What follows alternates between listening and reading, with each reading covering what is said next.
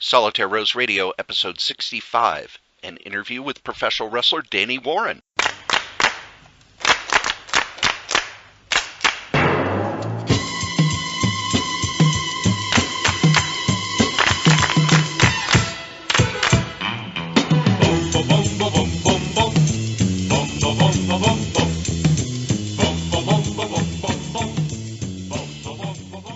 Here we are, it's the first interview of 2017, and it's not a comic book person.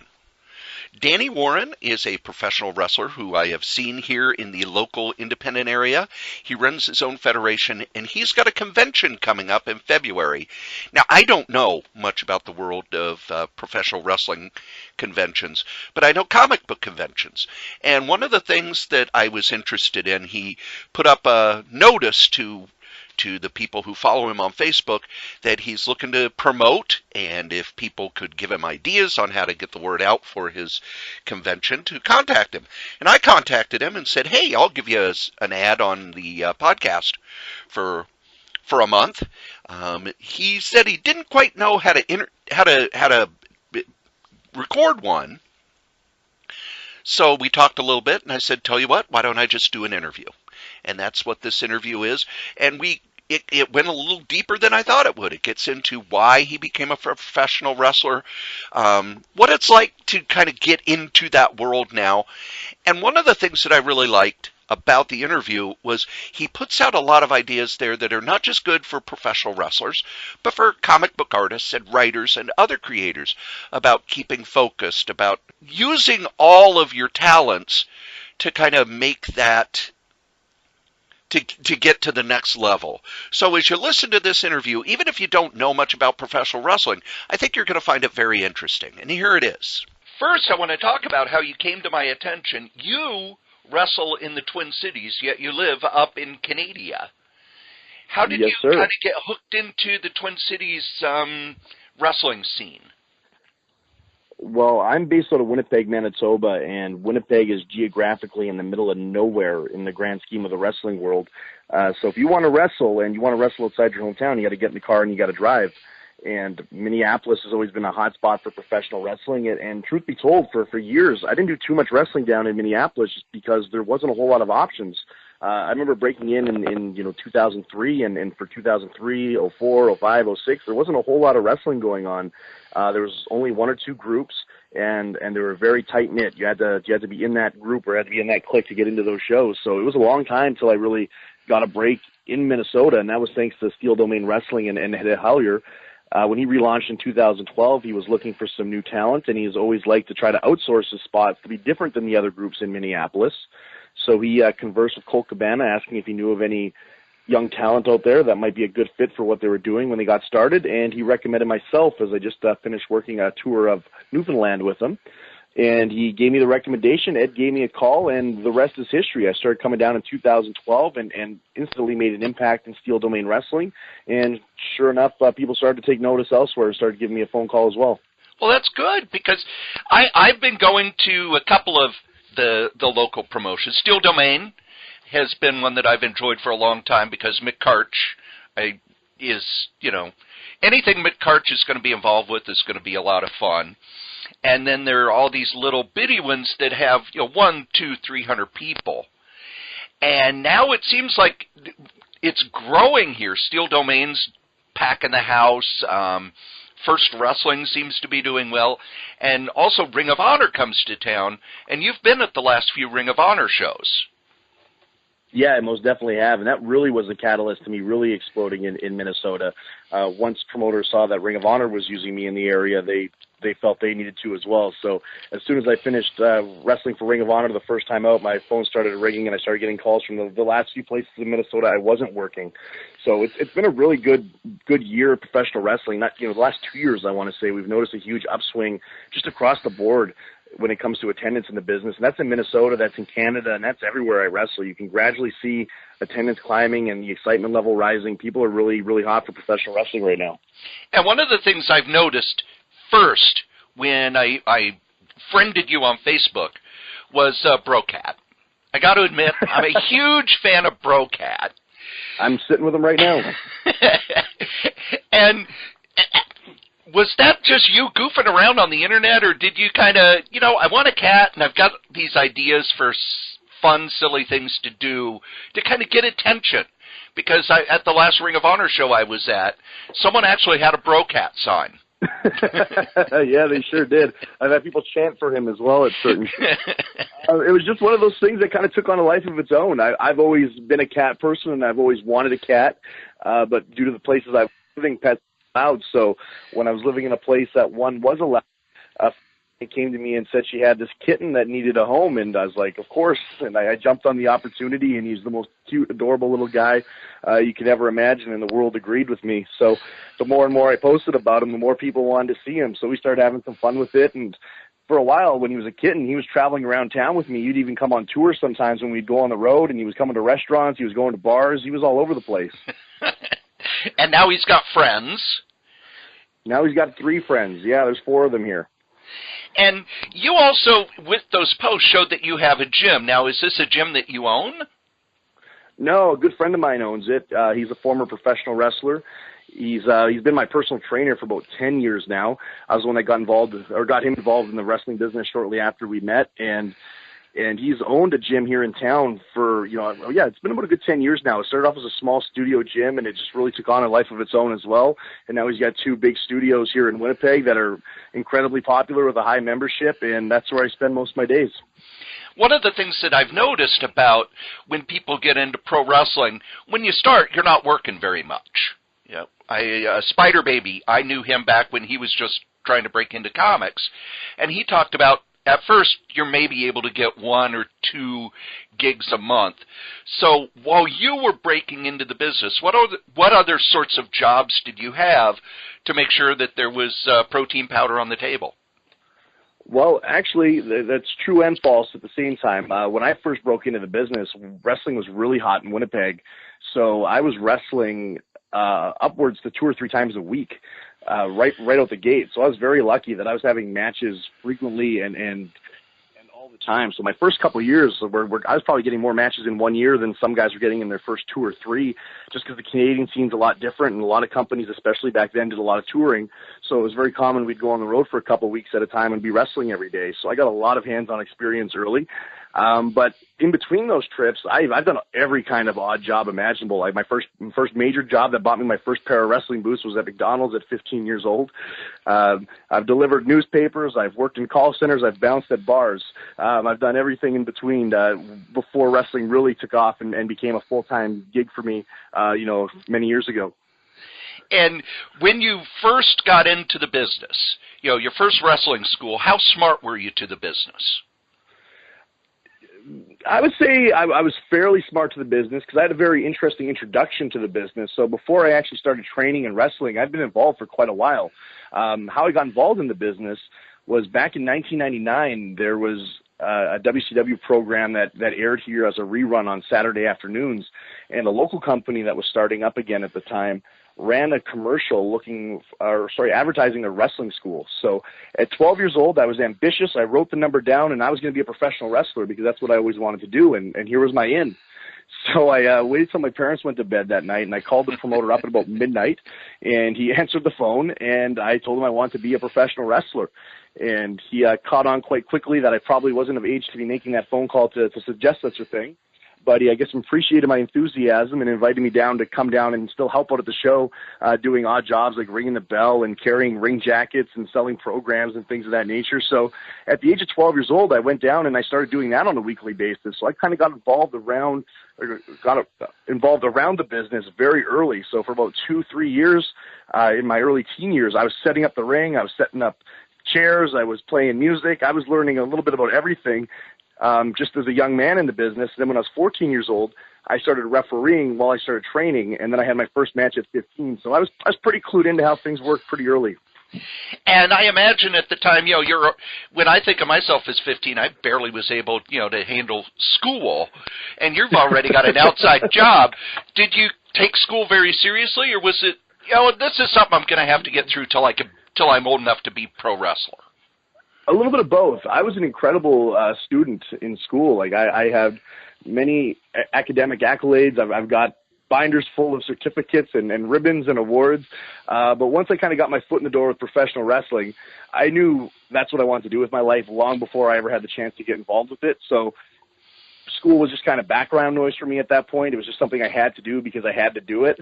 But when I was 16 years old, I started going on tour at 16. So I was missing a lot of school to be going on the road with many different veterans from here in the area and travel the country for 2, 3, 4 weeks at a time. So wrestling became the focus, and I kind of made that decision very early that I was going to put my focus into wrestling opposed to my academics because I knew that's where I wanted to go. So I kind of made that decision, and luckily I was fortunate enough for that to pay off for me.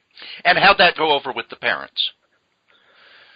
You know, they were always very supportive of what I did. I don't think they, maybe appreciated me taking wrestling over school, but I think they understood why I did it, and were very supportive along the way. And especially now with it being as successful as it's been for me, I don't think there's an issue with it.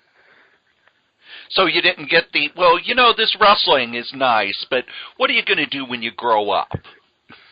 I'm sure I probably got that talk a time or two, but nothing too seriously. Like, they were always really encouraging. Like, they were the ones driving me to these shows when I was 12 years old and dropping me off and saying, see you later. We'll come get you in a couple hours. So, I got into professional wrestling from watching it as a young child with my father. And, he was just a casual fan.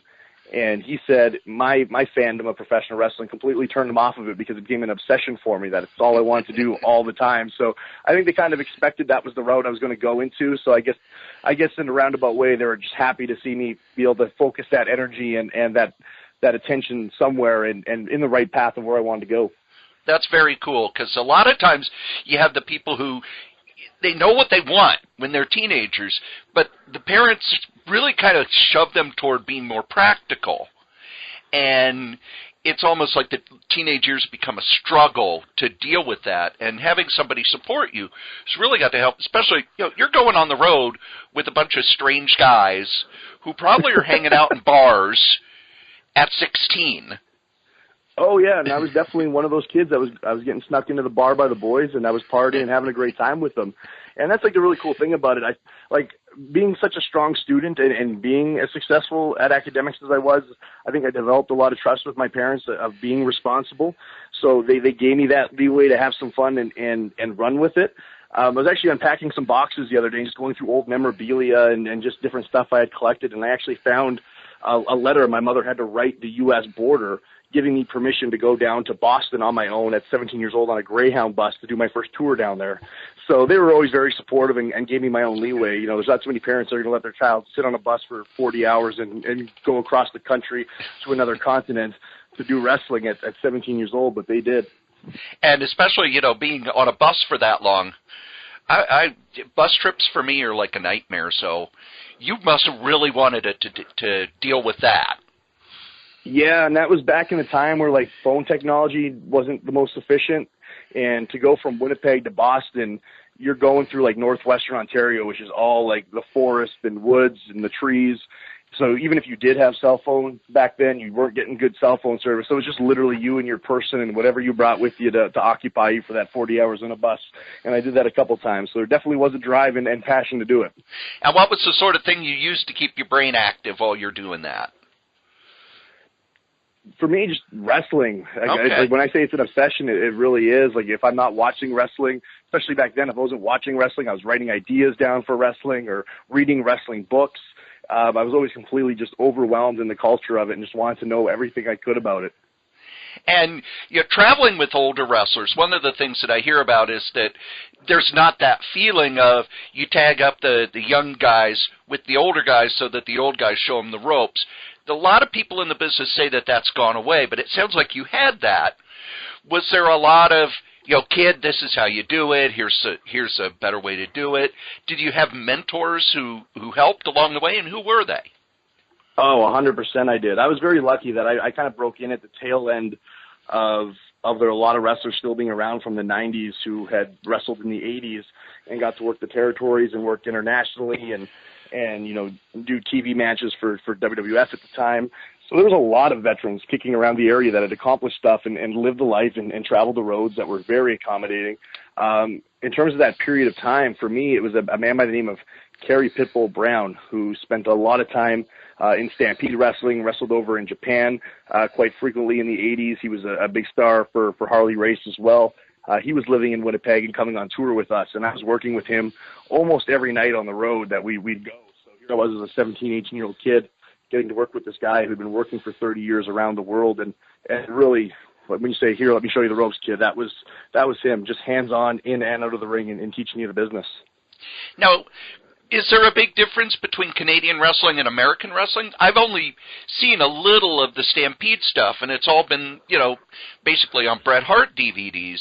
But I know that different parts of the U.S., it's very different. Here in Minnesota, until, I would say the last 10 years or so, it was all very athletic-based. It was, Vern Gagne set up this. He wanted Olympic athletes. He wanted people who were athletic. And the matches were more hold. Is there a big difference between the Canadian style and the U.S. style still?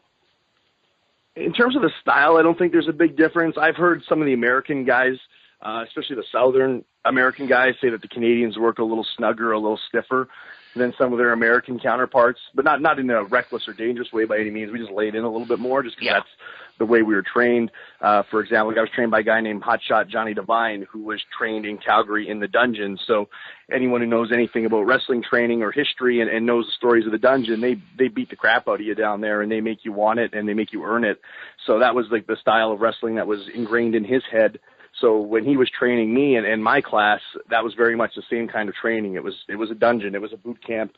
You're going to work for this, and if you don't get it, we're going to beat you up till you do. So we just kind of have that ingrained in us to make it realistic, make it look good. The biggest difference, I guess, would be not necessarily the style, would be the fans, because the wrestling is the same. I've wrestled all over North America. I've wrestled in Japan. I've wrestled for places like Ring of Honor, and my style of wrestling doesn't change. I wrestle the same regardless of where I go. I think the only difference is the fans.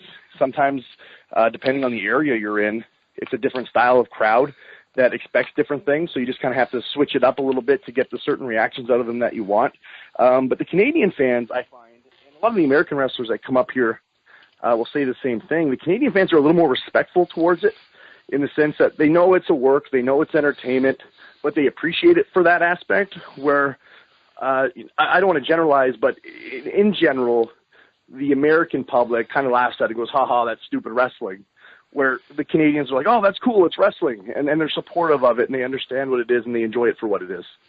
I've found that, too. I found that when I tell people that I'm a wrestling fan,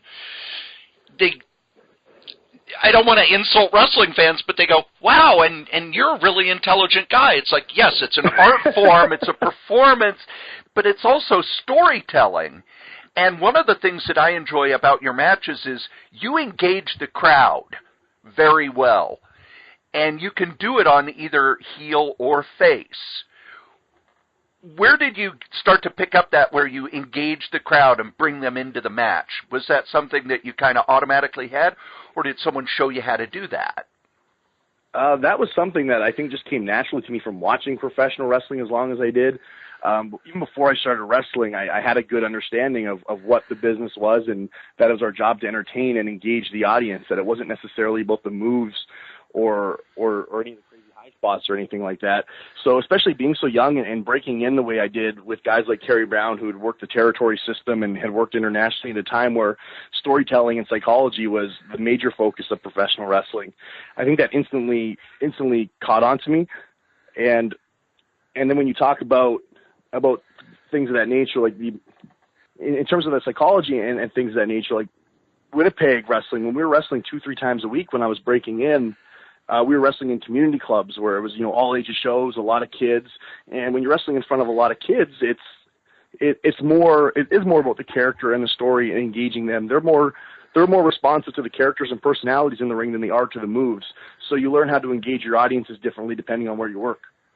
And one of the things about your character that I enjoy is the Zubas and the fanny packs is almost like an 80s throwback. Is that a character or is that you? That's both. To me, like with the way wrestling has progressed, and you're never going to go back in time and change it to the way it used to be, and I'm completely fine and understanding of that as things need to progress and they need to move forward. But I like to represent an era and a time of wrestling that I grew up watching and the style of wrestling that I enjoy. To this day, if I have a choice of putting something on, I'm going to put something back on from that era opposed to watching something current, because that's what speaks to me. That psychology, that storytelling is what speaks to me. So I try to translate that in my wrestling as well. And one of the things you're doing, and kind of the reason for this interview, is you've got a convention you're doing. And I used to run the Minneapolis Comic Convention, so I know comic conventions, but I don't know wrestling conventions. So first I wanted to ask, what is the wrestling convention circuit like? Well, in this part of the country, it's non-existent. We're the first ones to dip our feet in the waters and plant our flag and give it a go. But wrestling conventions are highly popular on the East Coast in places like Philadelphia, New York, even Chicago, and as far south as Florida. But there's nothing like that on this part of the continent. I don't think there's anything like it even in the Western United States. So we're kind of being the first ones to dip our feet in the water, give it a try, because it has such a big success in other markets. And Winnipeg is such a huge wrestling town, especially with its AWA history, much like Minneapolis. It's always been a huge WWF town as well. As soon as that product started coming up here, the people gravitated towards it. So there's a market for it here, and there's really not a market to be bringing in, these style of legends for events on a regular basis with our touring model that we have right now, which is, being on the road for 2-3 weeks at a time and wrestling each and every night. I don't think that's conducive to a guy like Bobby Heenan coming on the road at this point in time. So it's a cool opportunity for us to bring these wrestlers in and still give these fans the names they want to see. Now, being someone who was involved in creating the convention here, we started by doing what is known as kind of a VFW, kind of a marketplace show. We didn't have any guests. It's just we called the local dealers and dealers in the area and said, we'll sell you this table for this much to set up your stuff and sell. We used that money to then get a bigger hotel and bring in some outside guests. But you're just kind of starting out of the gate with a bunch of guests. Are you going to have merch tables? Is it dealers coming in? What happens when you go to one of these conventions? Well, you just kind of nailed it on the head there. We're jumping right in with it. We've been involved with the Winnipeg Comic Con now for about 4 years. We have personally brought in former WWE legends to their convention, and it's been a great success. And the Winnipeg Comic Con gets about 40,000, 50,000 people through its doors over the weekend. So I think there's a big market here just for that style of event, and people are really excited, and we've seen the response it's gotten for the wrestling at the Comic-Con, so we wanted to try our genre, because here in Winnipeg, we've been operating for about 8 years, and we sell at our building every time. The venue that we're running the convention at is the Holy Cross Gymnasium Hall, and that's where we run our big shows here in Winnipeg, and we always pack it with 500-600 people in there every show. So we figured if we're going to give this thing a go, let's go where our home market is. We're drawing 500 to 600 people consistently, so we know we've got that many wrestling fans in the building. So they're going to come over and they're going to check out this convention too. So we've kind of taken the Comic-Con model that we've seen and been a part of the last couple of years by having different vendors and different tables and different guests, and that's what we're putting into our gym. So when you walk in there's going to be all kinds of vendors from throughout the city and even abroad. There's people traveling in from out of province and out of state for this thing. And then there's going to be your guests who are doing photo ops, autograph sessions, Q&As. We got all kinds of fun interactive stuff. And who are some of the names you've got showing up? Well, on the sports side of things, we've got some CFL players coming, and those guys are highly popular here in Winnipeg. The Winnipeg Blue Bombers are a Winnipeg cult favorite. So we've got the Chris Walby, Troy Westwood, and Brett McNeil. On the football side of things, we've got NHL alumni Trevor Kidd and Ab McDonald. And then on the wrestling guest side of things, we've got Cyrus from ECW, Leapin' Lanny Poffo, also known as the Genius, Howard Finkel, Mr. Wonderful Paul Orndorff, Bobby the Brain Heenan, Arn Anderson and Tully Blanchard, and our headlining guest is Ricky the Dragon Steamboat. To me, Bobby Heenan's the headline. I know what people would rather see, but I've met Bobby a couple of times when he had book signings, and I'm friends with his co-author, Steve Anderson. And just getting your book signed by Bobby Heenan's entertaining because he never stops. He's always on. He's always talking to people, and you're gonna have fun just getting your book signed. But with all of this, you're bringing in all these folks. Are you going to have wrestling matches as well? Are you going to have what is the name of your fed? The CWE, Canadian CWE, Wrestling Elite. Yeah, that's been a commonly asked question, and this year, with it being our first time doing it, we're not going to have a wrestling event a part of the convention, just because we want to make sure, with it being our first time doing it, our all hands are on deck and everything runs smoothly for the people that are coming through those doors, because we have gotten such a great response so far, and we are going to have a lot of people in that building that we want to make sure everybody has a good time, everybody's taken care of. There's as little hiccups as possible, and it's a good smooth sailing event, so that way we can roll into year 2 and work out the kinks and even be stronger from there. So we're really hopeful that this thing will run nice and smooth, and we're already planning on the second one, and that's where we'll probably add the wrestling event in once we know where our problem areas are and we can correct them and move forward without any extra hurdles. And where can people go online to find out more about this other than just your Facebook page? CWEcanada.ca. All right. And that's your federation. Now, are you one of the high muckety-mucks in this federation, or are you just a hired hand? I'm the man who runs the ship. I wear every single hat you could possibly imagine come show day. So that's not only running a convention, but running your own promotion. When did you decide that you wanted to be not just the guy who shows up, but running your own show? Walk me through how that begins. Well, it's always something I've wanted to do. If you go back and look at me as a child, when I was 6, 7 years old, I was rounding up all the neighborhood kids, putting pen to paper and writing up little cards and having matches with the kids. Before backyard wrestling was a thing, that was just something we did. We got the neighborhood kids together and we put on wrestling shows. So it's always something I've been interested and intrigued to do. I did a lot of promoting for different events in junior high school and fundraising events and things of that nature. So in 2009, I had been wrestling for about 7, 8 years. And in Winnipeg, things were really stagnant. I've been wrestling for a couple different organizations, and there was no desire to grow whatsoever. It was the same fans, the same wrestlers each week in and week out, and the promoters were content with that. And I felt with us being geographically in the middle of nowhere, if things don't change, we're going to be stuck in the middle of nowhere for a long period of time. And it's unfortunate because there's a lot of really, really talented guys here. So we kind of put our cap on and said, how can we change things? And I kind of just took a little bit of everything from the different areas I was working, kind of put my money where my mouth is. And instead of giving these promoters crap for not giving me posters and flyers to go and put up, I was going to go do it myself. And that's exactly what I went and did. And how long did it take before your show really was, I don't want to say profitable, but big enough that it was an ongoing concern? Well, our first show was a sellout, and we haven't looked back since. 8 years later, I don't think we've had what you consider a small house in Winnipeg in 8 years. We've been very, very fortunate here to have really good shows, very good headlining guests come in, and we've built a really good brand here in the community that people recognize as the professional wrestling source here in Central Canada. And one of the things about some of the locals here, there's a couple I go to that have shows once a month, and if the weather's bad, there are going to be 50 of us there, but if the weather's good, there's going to be 300-400 of us there.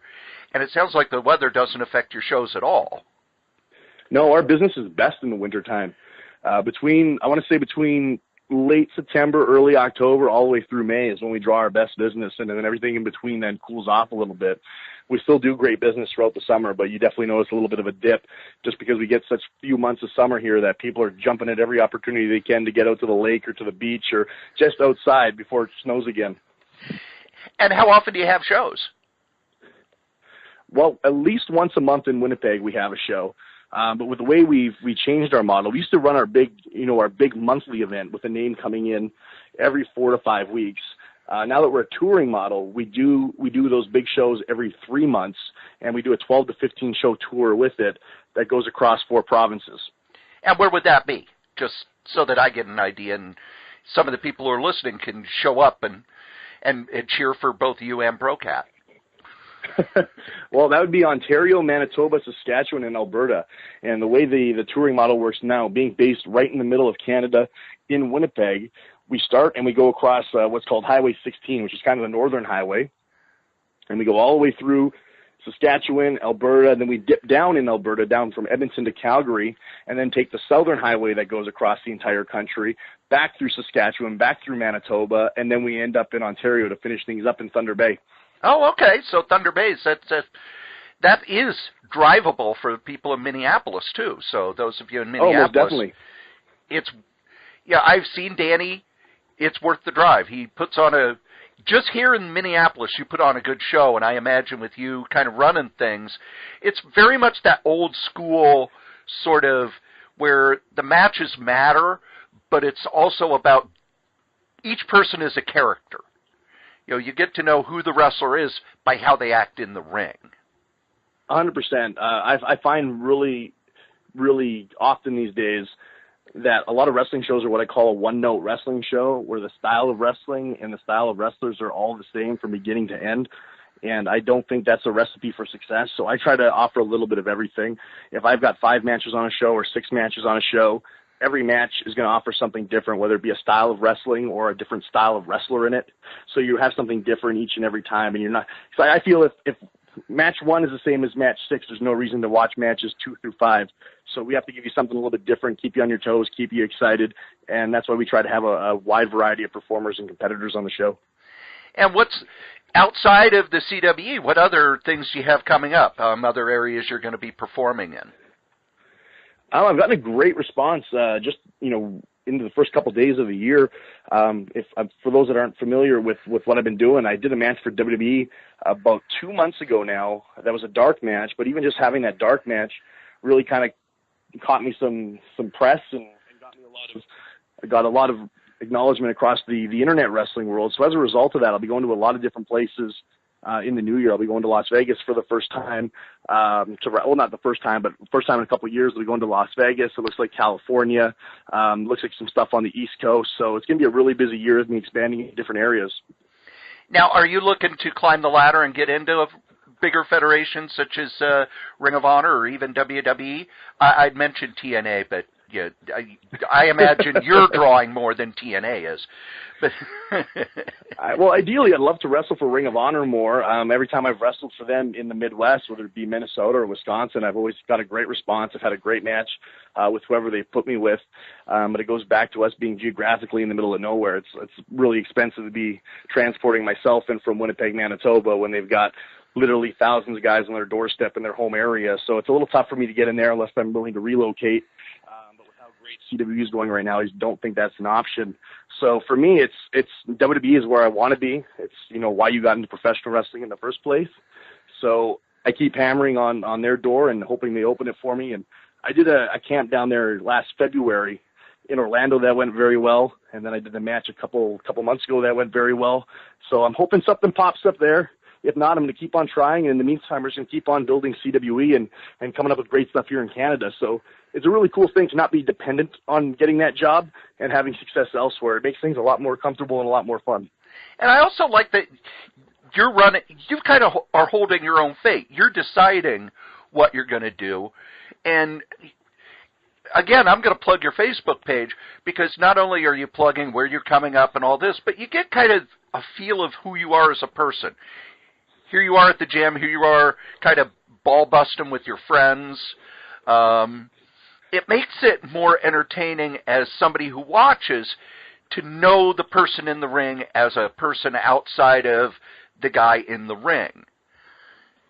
Yeah, it's been really cool. Like, thanks to social media, it's really made building relationships and building a network of fans a lot easier than it used to be. So before I ever get to a town, if I've never wrestled there before, I've got plenty of familiar faces waiting for me that I've communicated with on social media, that have been interactive on my posts and vice versa. So I try to have fun, and that's what my Facebook is. Like, sometimes, you'll irk the wrong person just by trying to be fun and a little off the cuff, but I try to keep social media fun and try to build an audience that way, because just like wrestling, it's meant to be fun and it's meant to be a good time. And as a result, we're building a good fan base from it. One of the other things I wanted to ask is, with CWE, are you getting, I know here, Steel Domain's now on YouTube and they're on the Fight Network. Is CWE looking at getting video and maybe on local channels or even, available on Roku or things like that? Well, we're available on television across Canada. I think we're on about 5 or 6 different stations right now with our weekly television show. And that, as soon as it airs on television here in Canada, goes up on YouTube. So you can go to youtube.com/CWE Elite 1, and that's got all our Adrenaline episodes on it, and those are all TV tapings from our tours. So you can see a lot of great talent from around the world that come in and do those TV tapings. We were in talks with Fight, I want to say I should probably follow up on that now that we're having that conversation. We went back and forth, and it looked like things were ready to rock and roll there, but somewhere along the way we lost communication, so I'll touch base with them again today now that we've talked about it. But we definitely are available online. We have a heavy online presence. Our TV show is uploaded weekly, and there's never a shortage of content. Well, that sounds great. And when is the convention? The convention is February 18th. So anybody who's listening to this, if you're in the area, I would say in the month of February, just plan to go. Because I know for comic book fans, going to a comic book convention is almost like a homecoming. Because you're around people who have the same sort of hobbies and interests as you. And with wrestling conventions, I imagine it's the same thing. Do you get the hardest of the hardcore at them, or do you get more casual fans? What's sort of the people who you think are going to be showing at these? Well, for this being our first year, we're kind of waiting and seeing to see exactly what we're going to get. But I can tell you the initial response is a little bit of both. Just based on our touring model and having built such a great reputation in so many different markets, like there are people traveling from across Canada to come to Winnipeg on that day and see some of these celebrities. I know people that have confirmed they're coming up from Minnesota, from North Dakota, and other places in the Midwest. So people are traveling in from all over this. So I want to say it's casual fans and hardcore wrestling fans, because the reality of a lot of the guests we have coming in is maybe the only chance ever you get to see them again in this area. So a lot of people are taking advantage of it and making sure to be there in the building, because when you look at guests like Arn Anderson or Howard Finkel, for example, they still work for WWE, so they do very few public appearances. So this is a great opportunity to meet a lot of celebrities under one roof that you're probably not going to get a chance to see anywhere else.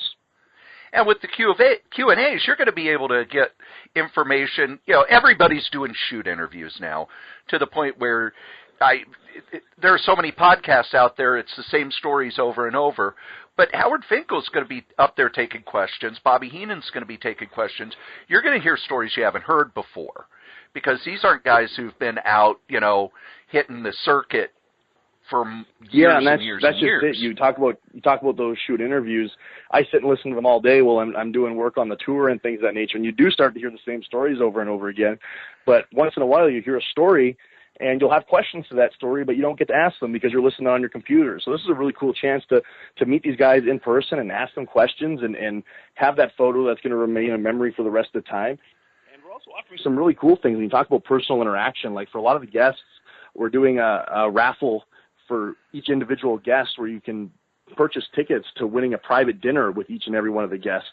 So you put a couple tickets in there. If your name ends up getting pulled, you could be having a private one-on-one dinner with Bobby the Brain Heenan, which would be a really cool once in a lifetime opportunity. Yeah, you get just like for an hour, you could have Bobby Heenan calling you names. Is there anything better in this world? Exactly. Like that's a really cool thing. Like for me as a wrestling fan, if I wasn't running the convention and I was going to something like this, I would be, you know, throwing tickets in the bin for each and every one of those names, just to even being in the business for as long as I have, just to sit and talk to any one of them for any period of time about their career, and just being able to kind of relive your childhood and talk about all that stuff you had growing up. Now, coming down to Minnesota, Minnesota's got a lot of stuff here. Do you have any really good, like, road stories about coming down to the Minneapolis area, or anything weird that happened while you were here in Minneapolis? Man, there has been plenty of fun that's been had in Minneapolis. One of the fun trips recently, I want to say about 6 months ago, I traveled with a guy named Travis Cole from time to time, who you can see me, you know, have some fun at the expense of on my social media. We were driving down to Minneapolis for a show about 6 months ago, and we were running super late. I think we got held up at the border for an extremely unnecessary amount of time. So we were going to be late for a show. Like, we're going to be late as in the sense of, like, the bell was going to be ringing and we'd still be on our way. So we were in a real rush to get there. And Travis really needed to use the washroom, but there was no time to use the washroom. So I think I was in the passenger seat, and one of the other guys we were traveling with was driving. So we said, "Sorry, Travis, we don't have time to stop." He said, "Well, I really got to pee." "Well, you better find yourself a bottle, because if we stop, we're not going to make the show on time." So here's Travis in the back seat trying to pee through the hole of a pop bottle. And sure enough, brother in the driver's seat ends up hitting the brake, and Travis ends up urinating all over himself in the back seat. So that's some of the fun we like to have on the road. And I imagine nobody really wanted to get in and work snug with him after that. No, everybody, the second he walked in, too, everybody asked him, like, Travis, why do you smell like piss? So it was really evident what happened. Well, I want to thank you for putting aside the time. We've been trying to get together for a few weeks, but my work schedule and your schedule I think we're both a little overworked. I think so, but it was definitely a pleasure. I hope we can do it again in the future. All right. And the next time you're down here, I'll be one of the people holding the Brocat signs. When's your next time down in the Twin Cities? January 27th, I return to Primetime Wrestling for the big show in Bloomington. It's a stacked card. If you hadn't seen it, they got Ken Anderson, Sean Davari, Silas Young, the Beer City Bruiser, yours truly, and many more on this event. I just got to ask, have you ever wrestled with Spider Baby? Terrence Green. I've wrestled on many shows with Spider Baby, but we haven't had the pleasure to lock up just yet. He actually assisted me with some post-match shenanigans at the last MEW show. He helped lay a little bit of a beat down on my opponent for the night. So we're good buddies at this point. All right. I'll look forward to seeing you two in the ring together, because Terrence is somebody I've known for almost 20 years. I knew him before he was a wrestler, when he was just the guy writing Scooby-Doo. He's always a pleasure to be in the locker room with. He's a great guy. Always got a smile on his face, and he's got a very distinct laugh that always makes me giggle when I hear. He's a good dude. Well, thanks for taking the time. Thanks for everything, and good luck on this convention. Sounds like you've already got it all set. You just need to take it over the top, and hopefully this interview will help a few people find where you are. Thank you very much. I really appreciate the help. All right. Thanks. I want to thank Danny for taking the time to sit down with me. We had a little trouble getting together back and forth because we're both very busy, but I'm glad that we did. I've got a lot of stuff coming up over the next year, but one of the things for the people who listen to this podcast, especially over at novels.solitairerose.com, that I do audiobooks of the novels that I've written. And the one that I'm currently doing is called Do the Job, and it's a murder mystery set in the world of independent professional wrestling in the late 80s. So I'd really appreciate it if you'd head on over there, listen and subscribe. Also, if you like what you heard, go ahead, go back through our archives. We've been doing podcasts now for almost 7 years. And that kind of makes me step back and kind of wonder what the hell I'm doing. But we've been doing podcasts for about 7 years. I've been doing solo podcasts and interviews for a while too. There's a lot in the archives. Go ahead, dig through, subscribe, tell everyone you've ever met in your whole entire life. The best way to make a podcast feel love is to give us feedback and let other people know. So I want to thank you for listening. Every podcast on the Solitaire Rose Network has ads, and here they are. Yes, here at Solitaire Rose Networks, we have ads. That's right, we have ads. Just like every other podcast. Come on, it's okay. Our first advertiser is our longest-running advertiser, and that's DreamHost.com.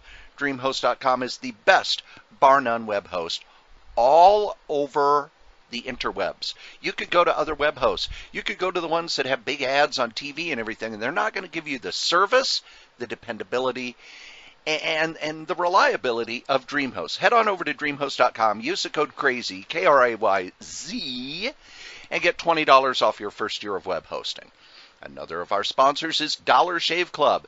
Dollar Shave Club has great blades at low prices, and let's face it, you gotta shave. Head over to shaved.by/C19DC, get you some blades. They're wonderful. I use them. I use all of our sponsors. Matter of fact, head on over to crazycomics.com. Over on the right-hand side of the page, you'll see all of our sponsors. Bombas, Grays, Flaviar, Dollar Shave Club, and DreamHost. If you would like to advertise on any of the podcasts in the Solitaire Rose Network, you can. Just email solitairerosenetwork@gmail.com, subject advertising. And we'll be back in 2 weeks with more stories.